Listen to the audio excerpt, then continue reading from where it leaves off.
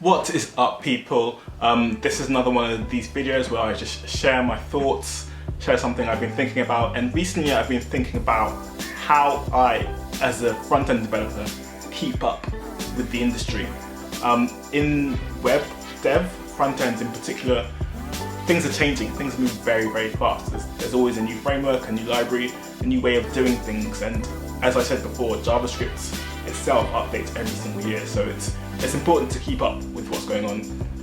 And depending on your stage of life, depending on what you're doing, if you're married, if you've got kids, if you've just got other interests and stuff, you might not have time to spend going on all the latest like Hacker News, RSS feeds, like all these cool websites to keep track of things. And I've kind of found that as I've got older, as my situation has changed, and now I've kind of condensed it so that I do just two things to keep up with what's going on. And of course I miss a few things out. There's only so much I can keep up with, and these two things I do, well actually it's just one thing, and it's just listening to podcasts. And I listen to multiple podcasts, but two main ones. Not two. The first one is the Shop Talk Show podcast, which is hosted by Chris Coyier and Dave Rupert. And I've been listening to that for a few years, and I found it super helpful, like incredibly helpful, with just knowing what's going on in the industry. And to be honest, I find their rapid fire episodes more useful than the interviews, but everything's useful.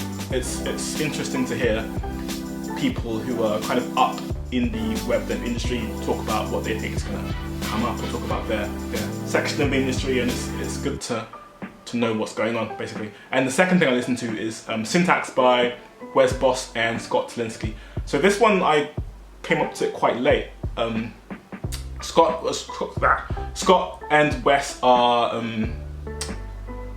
people who make tutorials online, so they're both quite famous for that, mainly front-end stuff, but they do a little back-end as well. They're both quite full stack, and I think it's better to listen to that podcast if you just want to keep up with what is the new or the next best thing, or the next thing to learn.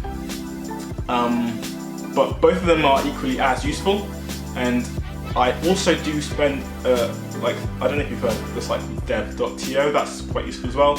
I flick on that every now and again to see what's going on, but basically that is all I do. And to be honest, I think that's enough. I think as a developer you just need to find your stream, because you can't keep up with everything all the time, and you can't use everything all the time. It's important just to stick to an avenue, a stream of information, and yeah, just get your updates through there. So I hope you found that in some way useful. As usual, I didn't prepare for this, it was just a bunch of rambling, but yeah, if you did enjoy this, feel free to subscribe for more videos like this, and of course like this video. Thanks for watching.